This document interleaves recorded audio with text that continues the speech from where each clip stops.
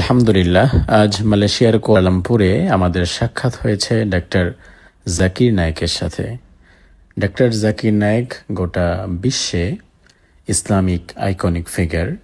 গোটা পৃথিবীতে বর্তমান কম্প্যারেটিভ রিলিজিয়ন অর্থাৎ তুলনামূলক ধর্মতত্ত্বের উপরে তার মতো জ্ঞানী ব্যক্তি আর কেউ নেই। তিনি মুসলিম বিশ্বের সম্পদ, আলহামদুলিল্লাহ। তবে দুঃখের বিষয় হচ্ছে আমরা মুসলিম বিশ্ব তাকে প্রপার ইউটিলাইজ করতে পারছি না। আমরা তাকে প্রশ্ন করেছিলাম যে দাওয়া সেক্টরে আমাদের জন্য আপনি কোনো উপদেশ দিন। তিনি আমাদেরকে বলেছেন একটি উপদেশ, সেটি হচ্ছে মানুষের মাঝে তাওহীদের দাওয়াতকে ব্যাপকভাবে প্রচার এবং প্রসার করতে হবে।